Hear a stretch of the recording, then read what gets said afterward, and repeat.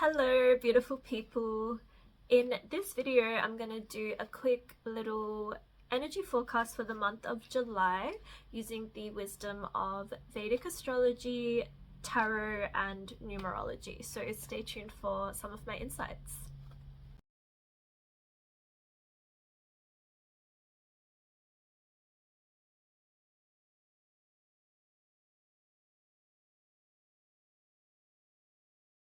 July 2025 is a double 7 month. So we have double the strength, the power, the wisdom, and the magic of number 7 this month in July.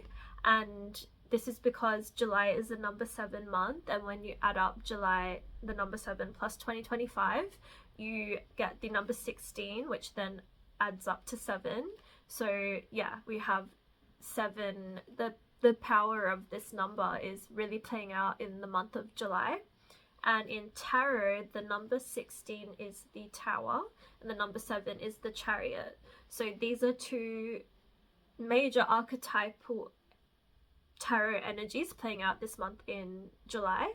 And thinking about the numbers with astrology and numerology as well, the number 1 is ruled by the Sun, the number 6 is ruled by Venus, and the number 7 is ruled by the Moon and Ketu. So those are some planetary bodies playing their role this month as well. So yeah, let's talk a bit about it. So firstly, the Tower card. This is kind of a scary looking card because you can see like there are people falling out of the tower, but it is powerful because this has to happen in our life in order for structures that haven't been so solid and maybe we haven't been aware of. This is the time when we do have the strength and the power and the wisdom and the clarity to be able to overcome that and actually, fall out of these towers, and we know that will be okay. Like, we have the skills to fall and come out of it unscathed. Like, we have our helmets ready and we have like knee pads ready to fall, and we'll be able to recover okay because our souls have been preparing for this moment to shake up our life so that we can change these so-called solid structures that clearly haven't been, that these foundations in our life that we have set and structured and stubbornly held onto, thinking that this tower of our life that we have molded isn't really as solid as we thought it was. And there's certain areas that need to be re-looked at, revised, and yeah, just shifted.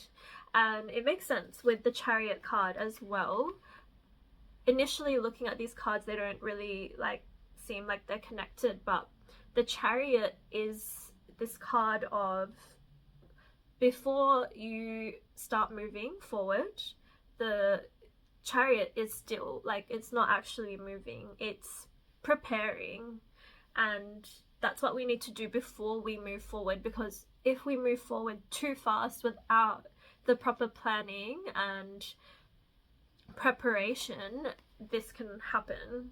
So it's this time now to sort of sit in the driver's seat of our chariot of our life, to, before we start driving, to have a look at all of the roads available, all of the paths, and make sure that everything is aligned and that we are fully equipped, fully prepared before we start moving full speed ahead in the wrong direction potentially, or in a really difficult one. And I don't believe that no path is wrong.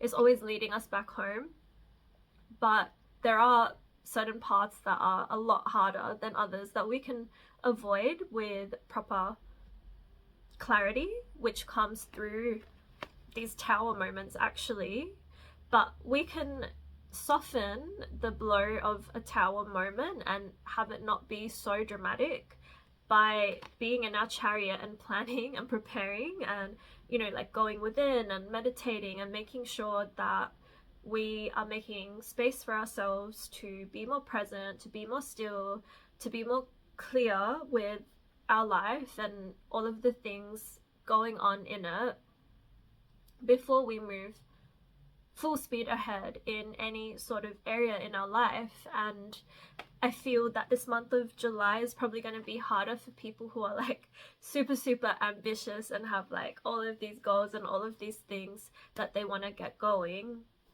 Not to say that you can't do those things, like you totally can, but this is a month of making more space to slow down, to go within, to introspect, to look back on past projects, past situations, even like relationships, and like healing things from the past.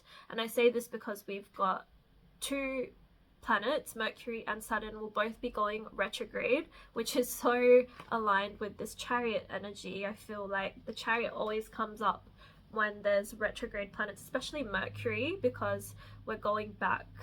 And so the chariot is still, it's not really moving ahead, it's like preparing to go back. And with the chariot, there's all of these stars on the top of the chariot. There's like 2 crescent moons on either side of the shoulders of the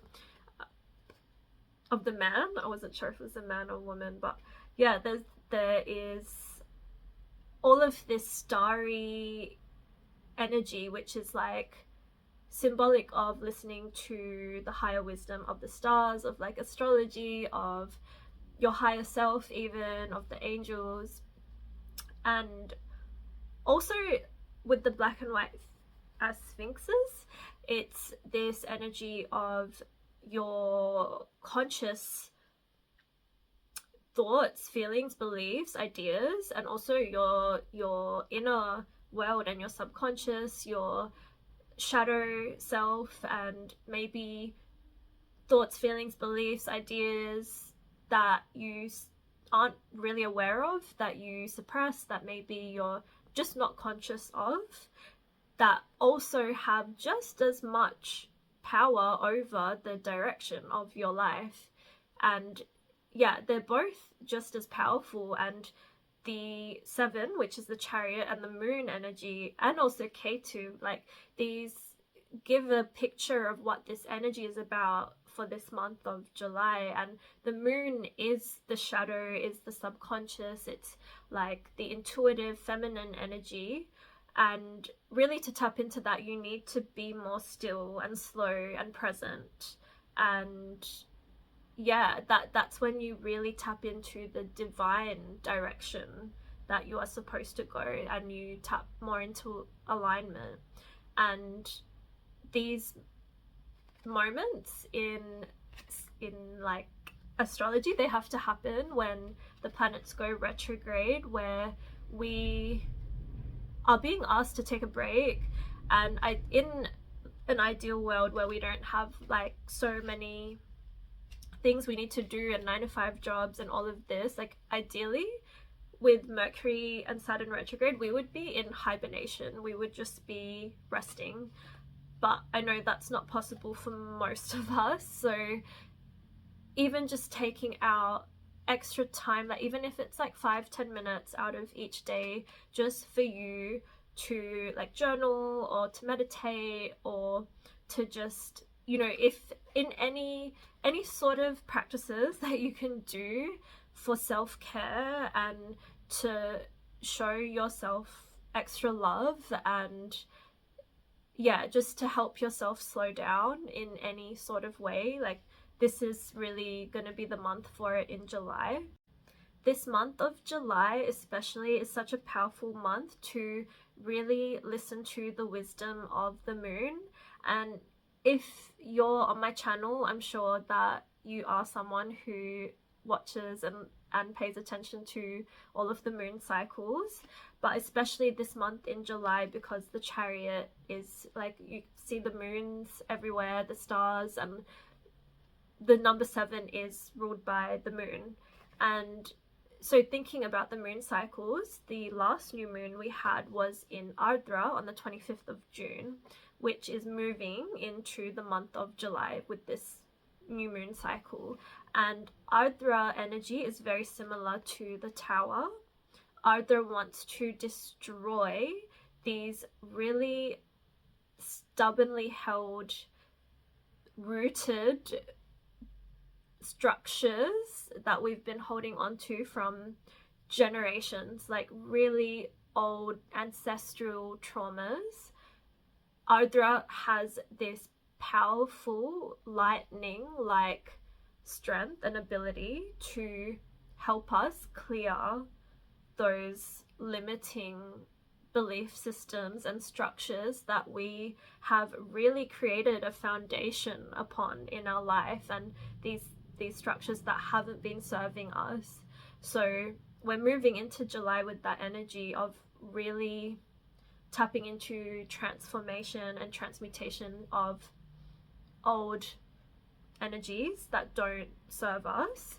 And then in July we'll have the full moon happening on July 10th, which is happening in Sagittarius in the nakshatra called Purvashada. So that is some powerful Venusian and Jupiterian energies. We do have that energy strong this month as well. And then we'll have the last new moon on July 24th happening in Cancer in Pusha Nakshatra. And Cancer is actually the ruler of the Chariot card. And Cancer, Mercury will be retrograding in Cancer. So there is like a lot of that energy of Cancer is ruled by the moon, very maternal, very nurturing. So yeah, I guess this is the time for us to really mother and nurture ourselves and tap into that frequency of really nourishing and nurturing and caring for ourselves, re-mothering ourselves in all of the ways that we need to, that we're lacking in, and that can give us some clues as to what's coming up with these structures and foundations that aren't serving us, to do with that feminine moon mother energy. Saturn is also going to be retrograding from the 13th of July until November. So this is a really powerful time as well. Saturn is more like the father energy. So I guess it's not just, it's not just mother, it's like balancing out the feminine and masculine. I also just noticed in the Tower card there is one person wearing blue and one wearing red, and I immediately thought of the Matrix with the red pill versus blue pill, and just maybe another emphasis to really wake up from anything that's keeping us under a spell, keeping us asleep, and just tap like anything that's keeping us disempowered, to break free from those moments and release ourselves from those foundations that really we have the power to get out of. And one last thing for the month of July is there is, in Vedic astrology, there is Mars and Ketu coming closer and closer together, and they will be exactly conjunct on the 20th of July. And this is super powerful because Ketu is associated with spiritual liberation, wants to free ourselves, like the Tower wants us to really be detached from the material worldly desires and things that aren't really serving us, the things that are keeping us trapped and really in cycles of repeating lessons. And Ketu just wants us to be free, and it's coming close to align with the planet Mars, the planet of our action and our drive and what motivates us and the way that we move and do things and achieve things. And so that is really powerful. Like, while these two are closely coming together, there's also these retrograde planets happening, and we are just being called to go more inward, which makes so much sense in order to make sure that our actions, our Mars, and the way that we also stand up for ourselves and fight for ourselves and the things that are important to us, because Mars is like a soldier and a protector.